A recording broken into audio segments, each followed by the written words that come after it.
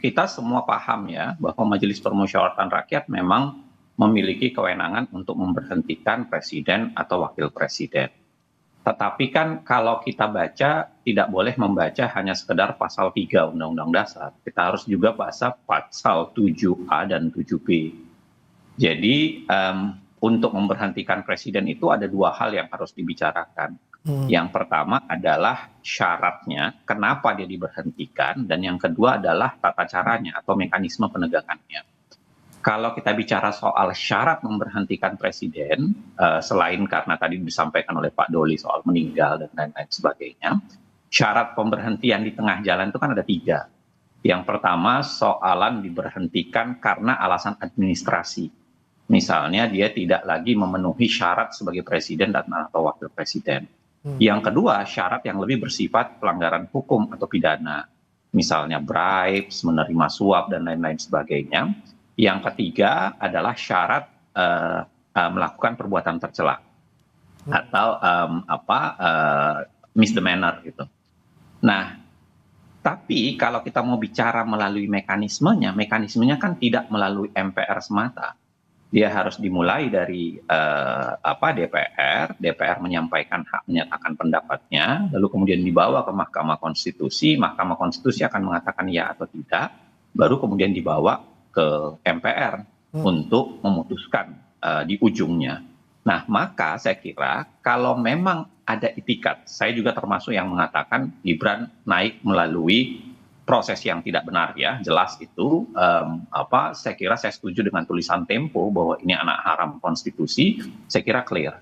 Cuman kalau mau memulai prosesnya yang konstitusional ya, harus kita berbasis pada konstitusional, karena Undang-Undang Dasar juga menyebutkan itu, memberhentikan presiden di tengah jalan harus melalui tata cara dalam Undang-Undang Dasar, maka saya kira lebih baik DPR memulainya dengan misalnya silahkan pilih. Misalnya kalau Gibran dianggap tidak memenuhi syarat sebagai presiden dan wakil presiden, kan barangkali sempat heboh-heboh soal ijazah. Dan silahkan kalau memang ditemukan bukti yang kuat soal itu. Kalau misalnya misdemeanor atau perbuatan tercela, nah silahkan tuh apakah konteks sepupu papanya kemarin itu betulkah dia yang melakukan dan lain sebagainya, silahkan itu yang dielaborasi. Termasuk kalau pelanggaran pidananya misalnya saya nggak tahu, tapi saya ingat dulu Pak Mas Ubedillah pernah melaporkan ke KPK misalnya. Kalau itu memang terbukti secara pidana, maka seharusnya menurut saya bisa dilanjutkan ke proses impeachment melalui DPR. Nah, tapi jangan lupa dia harus dibawa ke Mahkamah Konstitusi sebelum di ujungnya akan diselesaikan oleh MPR. Saya ingin mengatakan begini, bahwa ada pelanggaran konstitusi yang dulu dilakukan, tidak berarti bahwa kita harus melakukan pelanggaran yang sama atau merusak konstitusi, karena menurut saya itu tidak akan mengakhiri, tidak akan membanggakan sebagai sebuah proses konstitusional. Tapi kalau Anda melihat, Mas Uceng, ada pelanggaran nggak yang dilakukan Mas Gibran selama menjabat belum 1 tahun ini? Kalau pelanggaran dalam 1 tahun ini kan kita pasti membutuhkan sesuatu yang lebih bersifat data yang jelas dan lengkap. Saya kira kalau apa yang pernah dilakukan dan sangat mungkin dimasukkan dalam impeachment articles, ya itu yang 3 saya sebutkan tadi. Misalnya perbuatan tercela, ya silahkan ya. Apakah nanti perdebatannya begini, apakah impeachment itu harus ketika dia menjabat, dia melakukan kesalahan baru bisa dijatuhkan? Saya kira itu perdebatan yang berbeda. Kita ingat Wapres Budiono itu dimulai hak menyatakan pendapatnya ketika tahun 2009, itu malah ketika dia bukan menjadi Wapres, dia menjadi Gubernur Bank Indonesia kala itu. Dia melakukan kesalahan, dituduh ya, melakukan kesalahan dalam kasus Bank Senturi, bukan ketika menjadi Wapres. Artinya apakah pelanggarannya itu harus dalam masa jabatannya, ataukah pelanggarannya dilakukan ya sebagai alasan untuk impeachment articles, itu satu perdebatan tersendiri. Tapi menurut saya paling mula yang harus dilakukan adalah jangan merusak konstitusinya. Silahkan melalui proses yang di pasal 3 ayat 3 Undang-Undang Dasar mengatakan kalau mau memberhentikan presiden dan wakil presiden, MPR akan melakukannya sepanjang itu disesuaikan dengan proses yang ada dalam Undang-Undang Dasar. Oke. Maka pasal 7A dan 7B itu harus dibaca dalam konteks yang sama dengan pasal 3. Oke, baik. Saya kembali ke Mas Uceng. Mas Uceng, terkait dengan kondisi kita yang sedang seperti ini, kemudian dengan tadi mekanisme yang sangat panjang dari mulai DPR, kemudian ke MK, ke MPR, seperti apa Anda melihat peluangnya? Apakah bisa besar peluang untuk menggantikan Wapres kita dengan usulan Purnawirawan TNI? Saya kira ada dua hal yang harus saya garis bawahi ya. Yang pertama, tentu saja kalau kita mau melakukan perubahan, saya kira ada yang harus diubah. Ya, itu tentu saja adalah kebodohan kalau kita mau melakukan perubahan, tapi kita tidak melakukan apa-apa. Yang kedua, saya ingin mengatakan tidak serta-merta bahwa karena kita punya program mendukung pemerintah, maka suatu struktur pemerintahan itu tidak boleh bersifat berlawanan dengan dia. Dan saya kira begini, DPR itu tidak bisa dianggap sebagai sebuah konsep yang lebih monolitik gitu.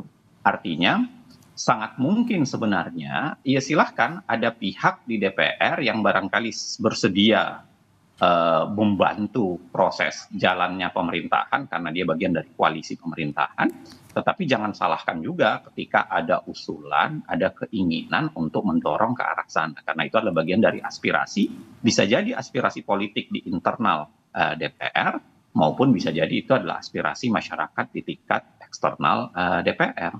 Maka saya kira tetap saja harusnya bisa saja ditindaklanjuti lah, bisa aja dicoba untuk dilakukan sepanjang mekanismenya kan ada.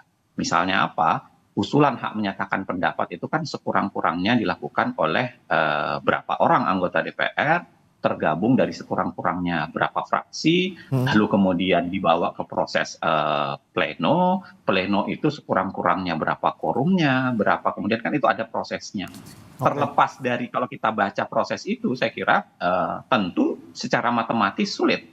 Ya, karena koalisi pendukung pemerintahan sekarang itu kan sangat besar, ya, termasuk menurut saya PDIP yang sampai sekarang setidaknya yang terlihat di publik itu tidak menjadi oposisi untuk Prabowo, tapi hanya tersisa untuk oposisi kepada Gibran dan bapaknya. Nah, terlepas kalau kita hitung secara matematis tentu menurut saya sulit. Tetapi jangan pernah menafikan, karena menurut saya itu adalah bagian dari aspirasi, ya, aspirasi bisa jadi politik, bisa jadi publik, dan yang kedua itu bisa jadi adalah bagian dari upaya untuk melakukan perubahan, dan yang ketiga itu bagian dari tidak bisa dikatakan bahwa kita tidak boleh melakukan yang lain hal karena ada yang sedang kita lakukan gitu, karena itu bagian dari sesuatu yang memang diminta oleh publik. Begitu, Mas. Oke, baik, saya ke Mas Uceng. Mas Uceng, kalau Anda melihatnya tadi kan ada pernyataan disampaikan oleh Mas Agung bahwa ada unsur mungkin penilaian kapasitas dari Mas Gibran yang dinilai kurang perform gitu sebagai wakil presiden selama sebelum 1 tahun menjabat ini. Anda melihatnya apakah ini bisa menjadi salah satu alasan yang bisa masuk ke dalam alasan untuk mencopot Mas Gibran sebagai Wapres? Mas Bremana, saya kira begini, kalau kita baca pasal 7A Undang-Undang Dasar, jelas disampaikan bahwa memberhentikan di tengah jalan itu, selain karena meninggal dan lain sebagainya, itu untuk 3 alasan yang sudah saya sampaikan tadi. Alasannya adalah administratif, alasan melakukan pelanggaran hukum, dan itu mostly pidana, dan yang ketiga adalah pelanggaran etis, perbuatan tercela. Nah, maka saya kira apakah tidak memiliki kapasitas itu adalah bagian dari salah satu di situ, ya tentu perdebatannya bisa panjang sekali. Apakah orang tidak punya kapasitas itu dianggap perbuatan tercela? Apakah tidak punya kapasitas itu sebagai sebuah perbuatan melawan hukum? Apakah tidak berkapasitas itu berarti tidak memenuhi syarat secara administratif? Saya kira itu pasti kelihatannya agak mustahil kalau disampaikan ke arah situ. Yang kedua memang Kenapa penilaian soal kapasitas ini terjadi? Karena biasanya kita melakukan metode yang disebut dengan komparatif. Secara sejarah kita, hampir semua wakil presidennya itu memang punya kapasitas yang sangat mumpuni ya. Ada posisi yang luar biasa, well known by publik, bukan hanya well known, tapi kemudian publik memberikan penghormatan atas kapasitas tertentu yang memang dimiliki. Nah, ini barangkali berbeda dengan Gibran yang mayoritas kapasitasnya itu dilekatkan hanya karena dia anak pejabat presiden sebelumnya. Mostly di situ. Nah, yang ketiga, apakah itu bisa menjadi alasan? Tadi saya sudah sampaikan bahwa kelihatannya itu sulit. Maka kalau memang serius mau melakukan sesuatu menuju ke arah sana, saya kira silahkan dilakukan selama tetap mengikuti prosedur yang ada dalam Undang-Undang Dasar. Dan jangan paksakan kemudian proses yang tidak sesuai dengan Undang-Undang Dasar itu dilanggar. Yang terkhusus begini Mas Bremana, saya mau bilang bahwa saya termasuk orang yang mengatakan tidak karena siapa yang mengatakan, lalu kemudian kita menilai berdasarkan background-nya orang yang mengatakan itu. Saya sedikit agak menolak itu. Misalnya kalau Mas Doli dianggap sebagai partai pendukung pemerintahan, karena dari partai Golkar misalnya, kan tidak serta-merta kita bisa kalahkan, Mas Doli tidak boleh didengar perkataannya karena dia bagian dari pendukung pemerintahan gitu. Atau misalnya Mas Agung misalnya pernah tidak tahu ya, pernah saya wallahu alam apakah pernah membantu riset yang dimintakan oleh tim pemenang partai tertentu lalu kemudian dianggap tidak netral. Saya tidak begitu logika berpikirnya. Yang harus diperhatikan betul adalah apa yang disampaikan lalu kemudian kualitas yang disampaikan. Oke. Sepanjang kualitas yang disampaikan itu memang sesuai prasyarat, lalu kemudian sesuai dengan mekanisme yang mungkin berlaku, ya saya kira itu bagian dari hal yang wajar untuk disampaikan. Tapi Mas Uceng, kalau kita mekanismenya, mohon maaf saya potong Mas Uceng, kalau terkait dengan misalnya kontroversi yang ada di tubuh Mas Gibran sebagai wakil presiden yang terjadi sebelumnya tadi yang Anda sempat sampaikan juga ya terkait dengan dulu sempat ada kejadian di Pak Wapres Budiono. Ini kan Mas Gibran juga sempat kontroversial dengan Fufu Fafanya, kemudian ada juga laporan dugaan korupsi dari Ubedillah Badrun. Ini seperti apa Mas? Apakah ini juga bisa masuk ke dalam etik dan juga perbuatan tercela juga? Saya kira tadi sudah saya sampaikan ya, karena 3 alasan impeachment itu, satu, perbuatan tercela saya kira ya dalam kasus Fufu Fafa itu jelas ya kata-kata yang disampaikan itu menurut saya tercela, merendahkan perempuan dan lain sebagainya. Pertanyaannya adalah apakah benar itu dilakukan oleh Gibran atau bukan. Nah silahkan proses itu yang dikejar, dibuktikan apakah Fufu Fafa itu memang ekuivalen atau memang sama dengan disampaikan oleh Gibran. Sama persis dengan yang disampaikan oleh Ubaidillah Badrun, teman-teman Mas Ubaidillah ketika mengatakan ada proses koruptif, ada dana yang mengalir kelihatannya karena diuntungkan dari bapaknya kepada siapa.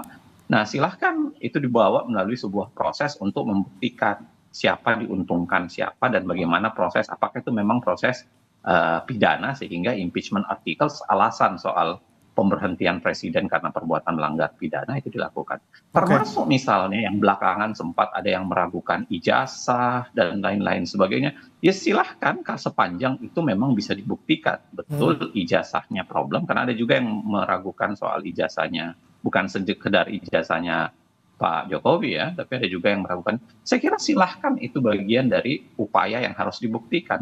Tapi tanpa pembuktian itu tiba-tiba ujuk-ujuk melompat kepada kesimpulan bahwa terjadi impeachment harus dilakukan, menurut saya tentu saja itu adalah tindakan yang inkonstitusional.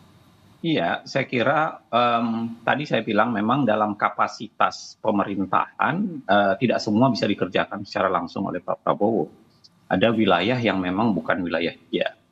Dari 8 tuntutan itu misalnya pemberhentian Wapres tentu bukan wilayah Pak Prabowo dan memang dia tidak bisa secara langsung menyelesaikannya. Nah, tapi ada wilayah yang menurut saya memang penting untuk dan menarik untuk ditindaklanjuti. Misalnya termasuk soal IKN, misalnya termasuk hal-hal lainnya yang dari 8 tuntutan itu. Maka menurut saya ada baiknya untuk dilakukan upaya untuk membedah secara detail, tetapi jangan sampai dilupakan bahwa upaya bedah terhadap kebijakan itu jangan sampai bersifat tertutup. Karena kemudian publik tidak akan pernah tahu pengambilan keputusan yang diambil itu betulkah keputusan yang berbasis pada kepentingan publik atau hanya berbasis pada kepentingan politik semata. Maka ketika dilakukan upaya untuk melakukan pengkajian dan penguatan untuk itu, bagian dari transparansi dan akuntabilitas itu harusnya dibuka. Ya, termasuk tadi yang disampaikan Bang Doli misalnya soal MBG, maka makan bergizi gratis itu. Artinya kalau memang itu kebijakan tepat, benar, salah, harus ada proses evaluasi secara terbuka. Orang paham bahwa memang dia memberikan efek negatif ataukah kemudian memberikan efek positif. Begitu barangkali. Baik.